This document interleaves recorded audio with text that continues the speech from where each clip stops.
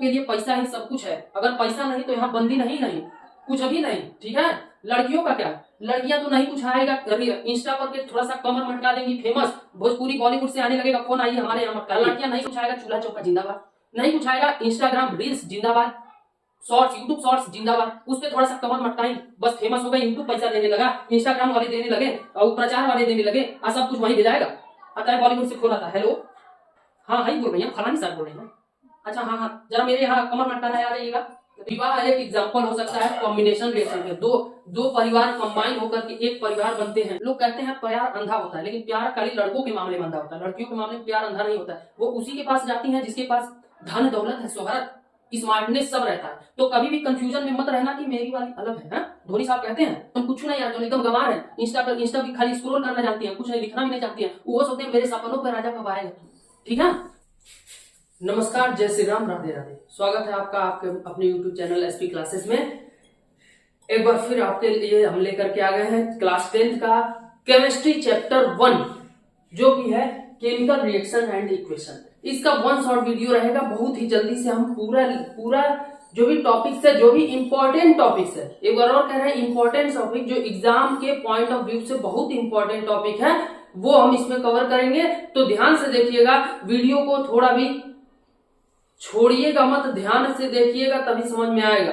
तो सबसे पहले हम शुरू करते हैं केमिकल, अच्छा पहले ये समझिए केमिकल रिएक्शन और इक्वेशन, इसका मतलब क्या होता है। इसका मतलब होता है कोई भी केमिकल रिएक्शन हो रहा होगा, उस रिएक्शन का इक्वेशन बनाना। इस पूरे चैप्टर में बस उसी के बारे में, केमिकल रिएक्शन के बारे में ही पढ़ेंगे और उसके इक्वेशन के बारे में पढ़ेंगे। तो शुरू करते हैं सबसे पहले केमिकल रिएक्शन होना। अच्छा, केमिकल रिएक्शन जब होता है तो कुछ चेंज भी होते हैं। तो सबसे पहले पढ़ते हैं केमिकल चेंज के बारे में। देखिए 2 प्रकार के चेंजेस होते हैं, ठीक है।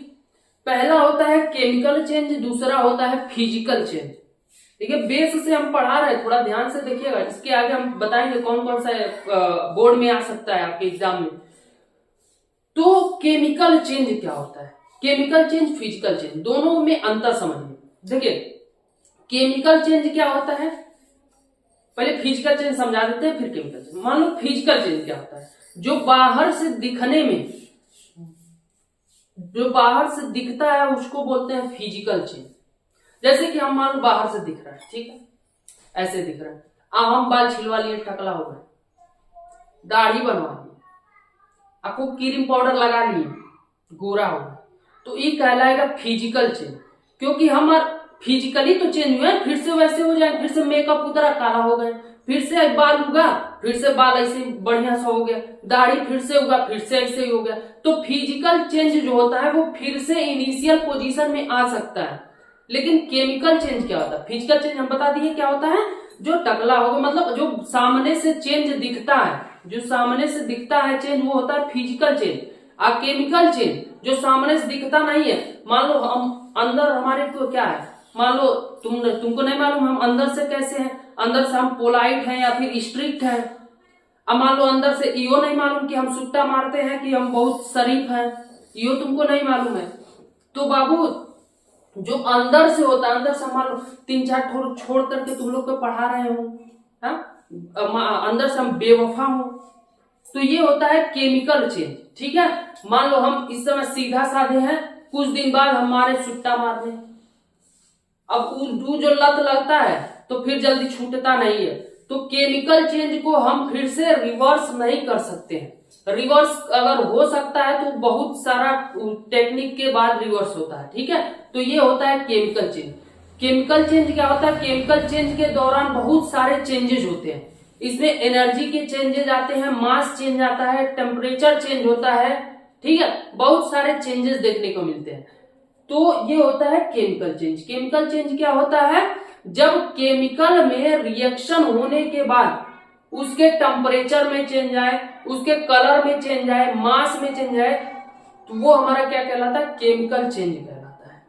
ठीक है, उसके दौरान केमिकल चेंज के दौरान हमें टेम्परेचर में चेंज, मास में चेंज, कलर में चेंज, बहुत कुछ चेंजेस देखने को मिलते हैं। तो ये हो गया केमिकल चेंज। खैर ये पूछता नहीं, आगे देखते हैं, 1-8 नंबर में शायद पूछ ले। Observation in a chemical reaction. तो केमिकल रिएक्शन में ऑब्जर्वेशन हम बता दिए। ऑब्जर्वेशन क्या क्या होता है, उसका कलर चेंज हो जाता है, टेम्परेचर चेंज हो जाता है, मास चेंज हो जाता है, ठीक है।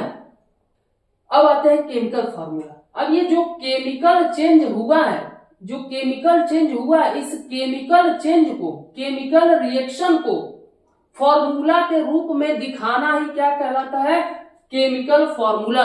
केमिकल फॉर्मूला अगर समझ में आपको कॉपी पेन लेकर के बैठे हो तो लिख लो, the symbolic representation of, the symbolic representation of any compound या any substance is called chemical formula. जैसे कि अगर बात करें वाटर, तो वाटर का फॉर्मूला होता है H2O। तो ये क्या हो गया, केमिकल फॉर्मूला हो गया। वाटर को सिंबल के रूप में हम अगर रिप्रेजेंट किए, वाटर को सिंबल के रूप में अगर रिप्रेजेंट किए, तो यही हमारा क्या हो गया, सिंबॉलिक से केमिकल फॉर्मूला हो गया। क्या हो गया, केमिकल फॉर्मूला हो गया। आगे शुरू करते हैं नेक्स्ट, केमिकल इक्वेशन। अब ये जो केमिकल रिएक्शन हो रहा है, ये होल रिएक्शन को क्या मिल करके क्या बन रहा है, क्या मिल करके क्या बन रहा है, इस होल रिएक्शन को ही हम क्या बोलते हैं, होल रिएक्शन को ही अगर सिंबॉलिक फॉर्म में रिप्रेजेंट कर दिया जाए तो वो हमारा कहलाता है केमिकल इक्वेशन। जैसे कि मान लो वही यहाँ पे हो गया हाइड्रोजन, क्या है, हाइड्रोजन और ऑक्सीजन दोनों हम ले लिए, हाइड्रोजन ऑक्सीजन ले लिए और दोनों को मिला करके टेम्परेचर इतना डाउन कर रहे हैं, इतना डाउन कर, इनको इतना कंप्रेस कर रहे हैं कि बन जा रहे हैं वाटर। क्या बन जा रहे हैं, वाटर। अभी भी ये हमारा इक्वेशन नहीं है, ये क्या है, ये नॉर्मली लिख दिया गया है, क्या मिला करके क्या बन रहा है ये लिख दिया गया है। लेकिन इसी का अगर केमिकल फॉर्मूला हम लिख दें, जैसे कि हाइड्रोजन का H2, ऑक्सीजन का O2, वाटर का H2O, इसका अगर सिंबॉलिक रिप्रेजेंटेशन कर दें तो ये हमारा कहलाता है, क्या कहलाता है, सही केमिकल इक्वेशन कहलाता है। क्या कहलाता है, केमिकल इक्वेशन। तो ये केमिकल इक्वेशन समझ में आ गया होगा, ठीक है। आगे बढ़ते हैं, steps to write chemical equation. हमने बता दिया दो ही स्टेप है केमिकल इक्वेशन लिखने का। पहला तो का मिल के का बन रहा है, और जो बन रहा है उसी को सिंबल के फॉर्म में लिख दो, बन गया, स्टेप हो गया। यही हमारा स्टेप्स है केमिकल इक्वेशन लिखने का। दो स्टेप का मिल रहा है का बन रहा है, का मिल रहा है का बन रहा है, वही हमारा क्या हो गया, बस समझ में आ रहा है। इसी को अगर हम लिख दिए सिंबॉलिक फॉर्म में, बन गया केमिकल इक्वेशन। ठीक, आगे बढ़ते हैं, स्टेप्स टू, अच्छा यो है का, तो देखते हैं। मान लो बाबू ये जो हमने लिखा है इक्वेशन में, इक्वेशन ऐसे नहीं लिखा जा सकता, तब कैसे लिखता है तो समझिए, इसका पूरा बैलेंस करके लिखा है। बाबू अगर जिंदगी में बैलेंस हो, अरे धन की बात नहीं, मतलब मेंटली फिट हो, फिजिकली फिट हो, ठीक है, ये अगर बैलेंस बना है तभी जिंदगी चलती है। तो इसमें भी बैलेंस होना जरूरी है, नहीं तो कोई मतलब नहीं। देखो अब बैलेंस मतलब देखो, जैसे कि हाइड्रोजन का यहाँ दो एलिमेंट है, दो एटम है, यहाँ पर भी हाइड्रोजन का दो एटम है, मतलब ये बैलेंस दिख रहा है। ऑक्सीजन का दो एटम है, ऑक्सीजन का एक एटम है, मतलब नहीं बैलेंस है। तो इसको बैलेंस करना पड़ता है। तो करने के लिए क्या करें, आप कहें अच्छा यहाँ दू लगा दिखा, नहीं, गलती मत करना, यहाँ दू नहीं लगाया जाता है। वाटर के मॉलिक्यूल को फॉर्म करने के लिए जितना चाहिए होता है उतना ही H2O ही वाटर मॉलिक्यूल का फॉर्मेशन करता है। कैसे H2O ही केवल करता है, क्यों H2O2 नहीं करता है, क्लास 11th में पढ़ोगे, अभी हम समझा नहीं सकते क्योंकि वीडियो बहुत लंबा हो जाएगा है, तो समझिए। और शॉर्ट तो सबको मार जरूरी है, शॉर्ट्स वीडियो किसी देखते हैं। तो बाबू देखो, छोड़ो यार, यहाँ पे देखो दो O2 है, ऑक्सीजन है, एक ऑक्सीजन है, इसको भी दो बनाना है, तो यहां तो नहीं लगा सकते, लेकिन ये आगे लगा सकते। अब बन गया दो ऑक्सीजन हो गया, ऑक्सीजन 2 हो गया, लेकिन 1 मिनट अभी भी बैलेंस नहीं हुआ। क्यों? क्योंकि हाइड्रोजन देखो 2 हो गया यहाँ पे, हाइड्रोजन 2 दूना 4 हो गया, हाइड्रोजन 4 हो गया, यहाँ पे 2 ही है, बिल्कुल सही। यहाँ बोलोगे कि 2 लगा दीजिए, लगा, अब ये बैलेंस हो गया। एक और समझते हैं, जैसे कि मान लीजिए सोडियम है और Cl2 है, दोनों मिला करके बनता है NaCl। क्या बनता है? NaCl।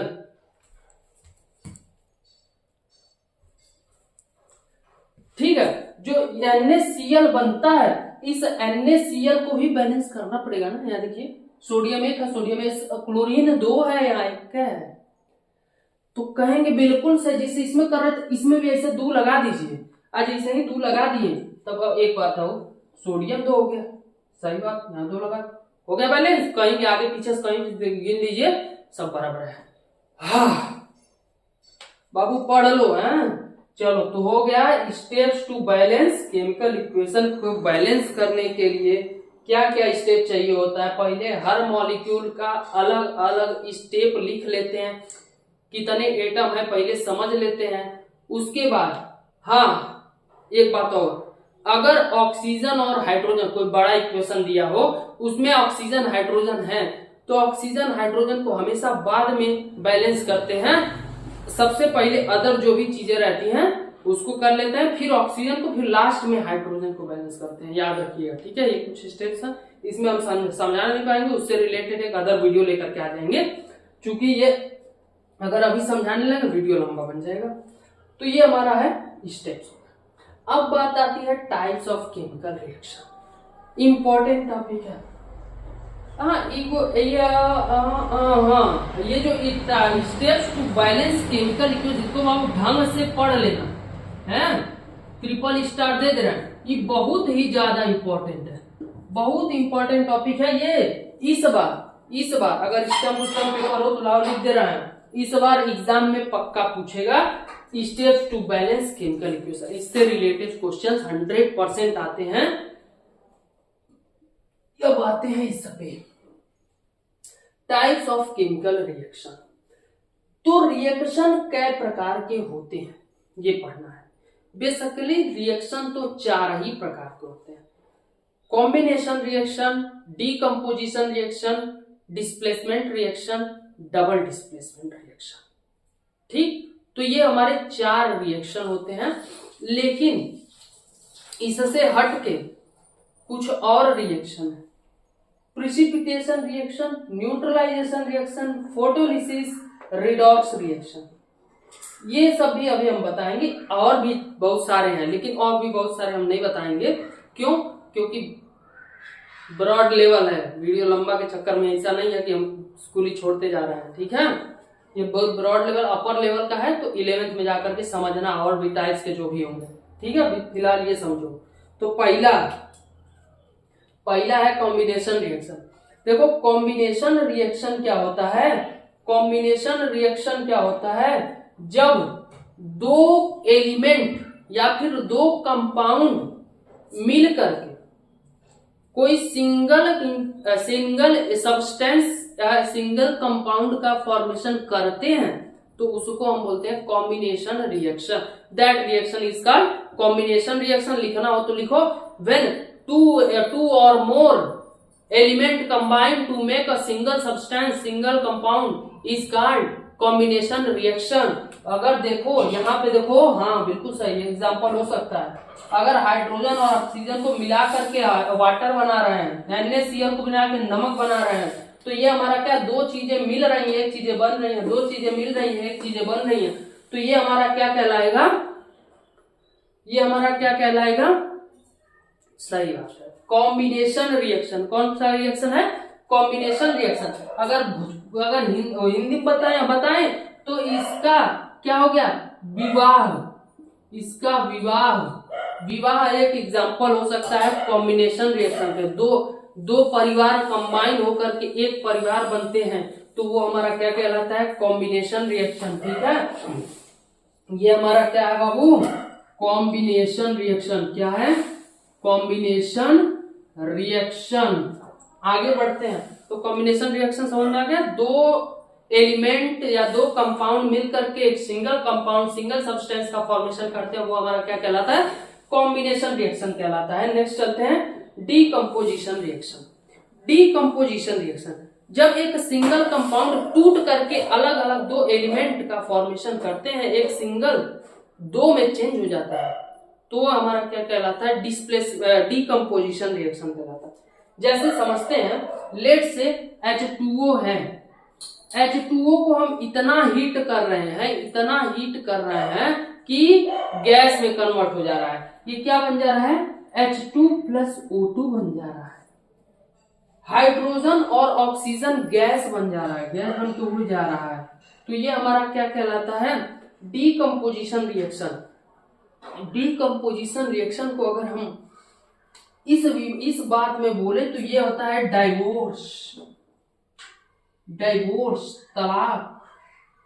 तलाक जो होता है ये अगेन ये टूट करके दो अलग अलग हो जाते हैं, वो हमारा होता है डीकंपोजिशन रिएक्शन।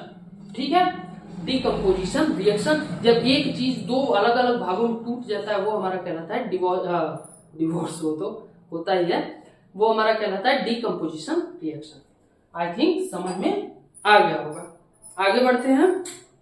जैसे अब नेक्स्ट हमारा है डिस्प्लेसमेंट रिएक्शन। तो डिस्प्लेसमेंट रिएक्शन समझिए, ये तो हो गया विवाह, ये हो गया तलाक, अब आ जाइए प्रेम। तो जब एक छोड़कर दूसरे के पास चले जाए तो वो हमारा कहलाता है डिस्प्लेसमेंट रिएक्शन। जैसे बाबू थोड़ा सा डिस्टर्बेंसेस क्रिएट हो रहे हैं। Fe प्लस CuSO4, ये अगर मिल करके अब यहां देखो Fe solid, CuSO4 copper sulphate, ये लिक्विड, इसमें क्या करता है? ये Fe जो है ये it is more reactive than copper. इसके पास समझिए, इसके पास कॉपर से अधिक पैसा है, इसके पास कॉपर से अधिक पैसा है, तो ये कॉपर को हटा दिया और खुद यहाँ पे चला गया। It is more reactive than copper. Copper जब इससे ज्यादा रिएक्टिव है तो ये यहाँ पे हट गया, यहाँ पे बनता है FeSO4 प्लस Cu बाहर निकल जाता है। समझना कैसे प्रेम। अब मान लो है लड़की है, ठीक है, आई दोनों लड़के हैं, इसके पास ज्यादा पैसा है, इसके पास कम पैसा है। जानते हो लड़की बाबू, लड़कियां लोग कहते हैं प्यार अंधा होता है, लेकिन प्यार खाली लड़कों के मामले में अंधा होता है, लड़कियों के मामले में प्यार अंधा नहीं होता है। वो उसी के पास जाती हैं जिसके पास धन दौलत है, शोहरत, स्मार्टनेस सब रहता है। तो कभी भी कंफ्यूजन में मत रहना कि मेरी वाली अलग है, धोनी साहब कहते हैं कंफ्यूजन में मत रहना। तो इसके पास ज्यादा पैसा है, it is more reactive than copper. जब इसके पास ज्यादा पैसा है तो ये कॉपर को हटा के खुद आ गया, तो यहाँ देख रहे हो ये इसको डिस्प्लेस कर दे रहा है, तो इसको बोलते हैं डिस्प्लेसमेंट रिएक्शन। क्या बोलते हैं? Displacement reaction. ठीक है बाबू, पैसा जिंदगी में बहुत जरूरी है, समझो, लड़कों के लिए पैसा ही सब कुछ है। अगर पैसा नहीं तो यहाँ बंदी नहीं कुछ भी नहीं। ठीक है, लड़कियों का क्या है? लड़कियां तो नहीं कुछ आएगा, इंस्टा पर के थोड़ा सा कमर मटका देंगी, फेमस भोजपुरी बॉलीवुड से आने लगेगा फोन, आइए हमारे यहाँ मटकाइए, समझे। जैसे कि अभी एक फेमस हुई है, जल्द फेमस हुई है, पता नहीं क्या नाम है, गोरखपुर की है कोई, वो फेमस हो गई है कि इस गाने बलमा ऐसे कुछ गाना है, बलबा दर्द न जाने बाली रे उमरिया के, तो इस पे लगभग 60 मिलियन व्यू आ गए। तो 60 मिलियन व्यू जब आया, भोजपुरी से फोन आने लगा, भोजपुरी इंडस्ट्री से फोन आने लगा, आइए हमारे यहाँ डांस कीजिए। तो बाबू हम लोग के लिए पैसा, हम लोग के लिए कुछ नहीं, हम लोग कितना हूँ बढ़िया डांस कर लेंगे, कितना हूँ बढ़िया कुछ भी कर लेंगे, लेकिन कभी भी नहीं हम, हाँ एक चीज से खाली पढ़ाई से ही हम कुछ कर सकते हैं। और लड़कियां नहीं कुछ आएगा, चूल्हा चौका जिंदाबाद, नहीं कुछ आएगा, इंस्टाग्राम रील्स जिंदाबाद, शॉर्ट्स, यूट्यूब शॉर्ट्स जिंदाबाद, उस पे थोड़ा सा कमर मटकाई, बस फेमस हो गई, यूट्यूब पैसा देने लगा, इंस्टाग्राम वाले देने लगे और प्रचार वाले देने लगे, और सब कुछ वहीं भेजाएगा। आता है बॉलीवुड से फोन आता है, हेलो हाँ हाई बोल रही हैं, फलानी सर बोल रही हैं, अच्छा हाँ हाँ जरा मेरे यहाँ कमर मटकाना है, आ जाइएगा, तो कितना पैसा देंगे? वो उनाऊ का भाव बढ़ गया, अब भाव बढ़ गया, अब वो सब फेमस हुए, भाई भाव बढ़ गया। हम लोग जब तक पढ़ोगे नहीं तब तक जिंदगी में कुछ करोगे नहीं, हम लोग कुछ कर ले कुछ नहीं होगा। तो ये डिस्प्लेसमेंट रिएक्शन आई थिंक समझ में आ गया होगा। आगे बढ़ते हैं डबल डिस्प्लेसमेंट रिएक्शन। बहुत मजेदार है, मजेदार आ रहा होगा है। तो देखिए ये तो समझ में आ गया डिस्प्लेसमेंट रिएक्शन, कि इसके पास ज्यादा पैसा था तो इसको हटा करके खुद चला गया, डिस्प्लेसमेंट रिएक्शन हो गया। तो अब डबल डिस्प्लेसमेंट रिएक्शन क्या होता है? जब दो चीजें आपस में डिस्प्लेस करती हैं, एक दूसरे को आपस में क्या करती है? डिस्प्लेस कर देती है, उसके जगह पे खुद चली जाती है, इसके जगह पे वो चला आता है, तो ये हमारा होता है डबल डिस्प्लेसमेंट रिएक्शन। जैसे कि मान लो HCl plus HCl plus PbNO3 का whole twice, HCl plus PbNO3 का होल ट्वाइस अगर है और इसका रिएक्शन करा रहे हैं, तो यहाँ पे देखिए ये यहाँ पे क्या होता है? HNO3 बनता है, HNO3 बनता है प्लस PbCl2 बनता है।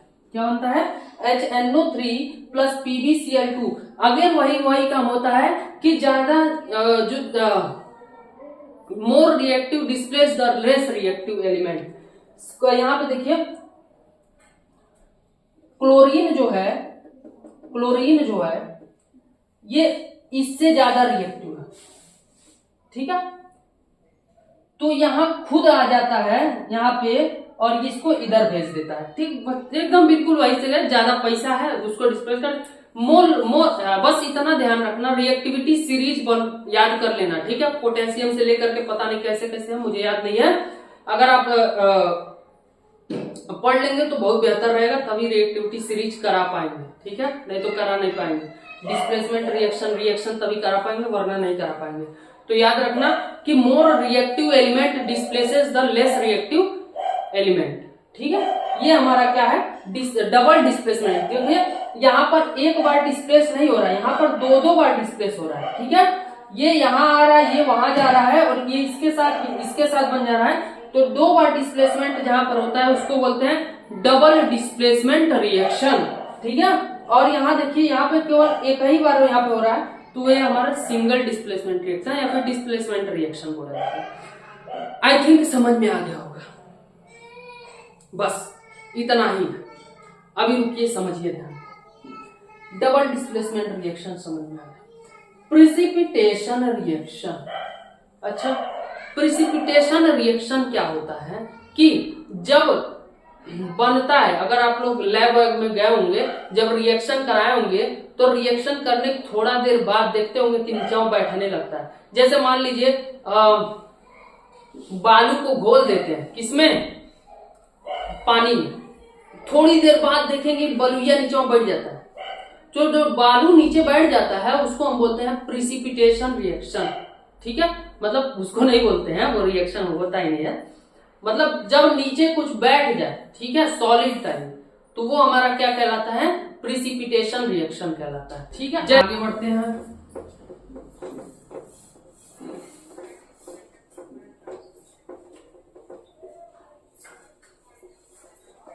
आगे बढ़ते हैं।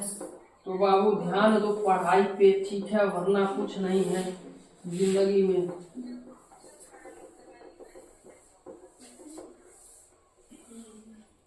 आगे बढ़ते हैं। प्रिसिपिटेशन। नेक्स्ट है न्यूट्रलाइजेशन रिएक्शन। न्यूट्रलाइजेशन रिएक्शन क्या होता है? जैसे कि मान लो दो कंपाउंड हैं, आपस में रिएक्ट करके वो न्यूट्रल हो जा रहे हैं। एसिड और बेस सबसे अच्छा एग्जांपल है न्यूट्रलाइजेशन रिएक्शन का।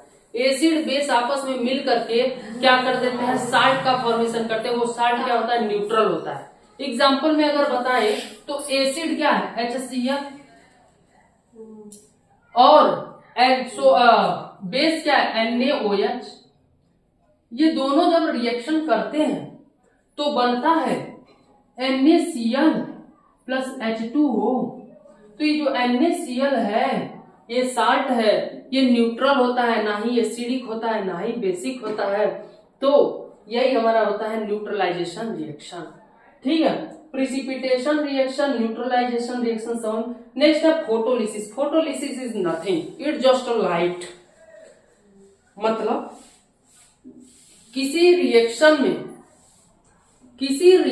में अगर लाइट की जरूरत पड़ गई, किसकी जरूरत, लाइट की जरूरत पड़ गई, तो उसको हम बोलते हैं फोटोलिसिस। एक इलेक्ट्रोलिसिस भी आता है। तो खैर उतना ब्रॉड में जाएंगे नहीं। फोटोलिसिस बस समझ लो कि मान लो अगर हम पानी को रखे हैं, वाटर को, उस पे धूप इतना ज्यादा पड़ा कि वो खत्म हो गया। खत्म कैसे होता है, हाइड्रोजन टूट के अलग हो गया, ऑक्सीजन टूट के अलग हो गया। तो वो किसे, लाइट की मदद से हुआ, सनलाइट की मदद से हुआ, तो वो हमारा हो गया फोटोलिसिस। समझ में आ गया, फोटोलिसिस भी समझ में आ गया होगा। नेक्स्ट बढ़ते हैं रिडॉक्स रिएक्शन। रिडॉक्स रिएक्शन क्या होता है, ऐसा रिएक्शन जिसमें रिडक्शन और ऑक्सीडेशन दोनों होता है। क्या क्या, ऐसा रिएक्शन जिसमें रिडक्शन ऑक्सीडेशन दोनों होता है, उसको बोलते हैं रिडॉक्स रिएक्शन। अब कहेंगे रिडक्शन रिएक्शन ऑक्सीडेशन रिएक्शन होता क्या, ऐसा रिएक्शन जिसमें ऑक्सीजन का ऐड हो, एडिशन ऑफ ऑक्सीजन हो। ठीक है, एडिशन ऑफ ऑक्सीजन हो या फिर लूजिंग ऑफ इलेक्ट्रॉन हो, उसको हम बोलते हैं ऑक्सीडेशन रिएक्शन। ठीक, और ऐसा रिएक्शन जिसमें removal of oxygen, oxygen remove करें, उसको बोलते हैं रिडक्शन रिएक्शन। ऑक्सीजन रिमूव हो या फिर हाइड्रोजन ऐड हो, उसको बोलते हैं रिडक्शन रिएक्शन। और जिसमें हाइड्रोजन रिमूव हो, उसको बोलते हैं ऑक्सीडेशन रिएक्शन। ठीक, पहले समझिए बात को। जैसे ऑक्सीजन, ये भी इंपॉर्टेंट है, ये रिडॉक्स रिएक्शन ये भी इंपॉर्टेंट है। ये टाइप ऑफ केमिकल रिएक्शन तो इंपॉर्टेंट ही है। ठीक है, गलत मत समझिएगा। ये हमारा क्या है, ये भी इंपॉर्टेंट है, ये इंपॉर्टेंट है, ये इंपॉर्टेंट है, ये आप जो भी पढ़ाएंगे वो इंपॉर्टेंट ही रहेगा, इसको छोड़। ठीक है, जो भी नीचे वाले हैं। रिडॉक्स रिएक्शन बता दिए। देखिए पहले होते हैं ऑक्सीडेशन, ऑक्सीडेशन, ऑक्सीडेशन और रिडक्शन। पहले ऑक्सीडेशन समझिए। ऑक्सीडेशन में होता है एडिशन ऑफ ऑक्सीजन, रिडक्शन में रिमूवल ऑफ ऑक्सीजन। इसमें क्या होता है, addition of hydrogen, sorry removal of hydrogen. और इसमें क्या होता है, एडिशन ऑफ हाइड्रोजन। और क्या होता है, इसमें रिमूवल ऑफ इलेक्ट्रॉन लूज होते हैं, इलेक्ट्रॉन क्या किए जाते हैं, लूज होते हैं, और इसमें इलेक्ट्रॉन गेन होते हैं। तो ये सब हमारे कुछ ऑक्सीडेशन और रिडक्शन के कुछ कहे तो ऐसा प्रॉपर्टीज है। ठीक, आगे बढ़ते हैं। ऑक्सीडाइजिंग एजेंट बहुत आसान है, ऑक्सीडाइजिंग एजेंट, रिड्यूसिंग एजेंट। ठीक है, तो देखो समझ लो कि ऑक्सीडाइजिंग एजेंट पर जो खुद रिड्यूस होकर के दूसरे को ऑक्सीडाइज करे, उसको हम बोलते हैं ऑक्सीडाइजिंग एजेंट। खुद क्या हो, रिड्यूस हो जाए, मतलब उसमें से ऑक्सीजन हट करके वो ऑक्सीजन किसी और को दे, खुद रिड्यूस होकर के दूसरे को ऑक्सीडाइज करता है, उसको बोलते हैं ऑक्सीडाइजिंग एजेंट। ठीक है, अच्छा रिड्यूसिंग एजेंट जो खुद ऑक्सीडाइज हो जाता है, दूसरे को रिड्यूस कर देता है, मतलब दूसरे में से ऑक्सीजन खींच करके अपने में ऐड कर लेता है, तो उसको बोलते हैं रिड्यूसिंग एजेंट। आई थिंक समझ में आया होगा। ठीक है, ऑक्सीडाइजिंग एजेंट, रिड्यूसिंग। नहीं समझ में आया कमेंट बॉक्स में करो, फिर से मैं वीडियो बनाऊंगा। इस बार वीडियो बनाऊंगा, ऐसा बनाऊंगा कि तुम का तुम्हारे वो भी समझेंगे। ठीक है, अब लिखो नेक्स्ट है ऑक्सीडाइजिंग और रिड्यूसिंग की वजह से कुछ इफेक्ट्स आते हैं। ऑक्सीडेशन और रिडक्शन से कुछ इफेक्ट्स आते हैं। कोरोजन और रेसिडिटी इंपॉर्टेंट है। बेसिकली 2 इफेक्ट कोरोजन और रेसिडिटी देखने को हमें मिलते हैं। कोरोजन क्या होता है, जो लोहा लक्कड़ पे मूर्छा लग जाता है, लोहा लक्कड़ पे देखते हो कि ब्राउन कलर का फॉर्मेशन हो जाता है, ब्राउन कलर का एक परत बन जाता है, तो यही हमारा क्या कहलाता है, कोरोजन कहलाता है। रेंसिडिटी, आज जो खाते हैं चिप्स को कुरुर करता है, अब कुछ दिन बाहर रख देते हैं, जब खाते हैं तो देखते हैं नरमा जाता है, भोजपुरिया में कहते हैं मेहरा गया है। तो जो मेहरा जाता है उसी को हम क्या बोलते हैं, रेंसिडिटी बोलते हैं, कि वो हमारा सब्सटेंस जो क्या हो गया, रेंसिडाइज हो गया। हमारे बिस्किट के फॉर्म में ऐसा बिस्कुट कुछ दिन बाहर रख दोगे तो देखोगे कि बिस्किट क्या हो जाता है, नरम हो जाता है, वो क्या हो जाता है, रेंसिडाइज हो जाता है, उसको रेंसिडिटी बोलते हैं। और कोरोजन क्या बोलते हैं, लोहा लक्कड़ में क्या लग गया, मूर्छा लग गया, वो हमारा हो गया कोरोजन हो गया। आई थिंक समझ में आ गया, पढ़ते रहिए, क्योंकि हमने बताया है कि उनके पास तो फोन आ गया, आपके पास कभी फोन नहीं आएगा।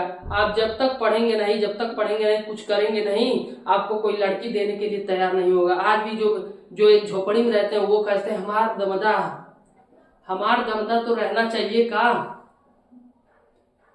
हाँ सरकारी नौकरी वाला, आज हम कुछ नहीं यार, जो एकदम गंवार है, इंस्टा भी खाली स्क्रॉल करना जानती हैं, कुछ नहीं लिखना भी नहीं जानती हैं, वो सोचते हैं मेरे सपनों पे राजा कब आएगा तुम। ठीक है, तो सपनों में कभी भिखारी शब्द नहीं आता है, सपनों में हमें राजकुमार आते हैं। ठीक है, तो याद रखना बाबू, पढ़ोगे नहीं, कुछ नहीं करोगे, एक झोपड़ी वाला भी अपना लड़की देने को तैयार नहीं होगा। तो जिंदगी में याद रखना, पढ़ना बहुत जरूरी है, और पढ़ोगे अगर सियोन सरसों तो सामाजिक बातों तो सीखोगे ही, पढ़ाई तो सीखोगे ही, साथ साथ सामाजिक बातों को भी सीखोगे, और हमेशा मोटिवेट रहना सीखो। हमारी तरह अगर हमेशा मोटिवेट रहोगे तो जिंदगी में बहुत कुछ कर पाओगे। खैर हम तो कर ही रहे हैं, देख रहे हो ऑफलाइन क्लास भी चला रहे हैं, गोरखपुर में बैठे हुए हैं। और अगर हमसे पढ़ना चाहते हो, मिल करके आ जाओ, पढ़ना चाहते हो तो डिस्क्रिप्शन बॉक्स में हम डिटेल्स अपना दिए रहते हैं, हमेशा कॉल करोगे, हमारी टीम चाहे हम ही उठा लेंगे, हमसे भी बात हो जाएगी। तो जो जानकारी चाहिए फोन करना, फोन पे बताऊंगा। ऑफलाइन एकदम खतरनाक पढ़ाते हैं, ऐसा पढ़ाएंगे कि आपका वो भी समझेगी या उसको भी लेकर के आइएगा। ठीक है, तो धन्यवाद, आज के लिए इतना ही। आपका दिन शुभ हो, पढ़ोगे तभी बढ़ोगे।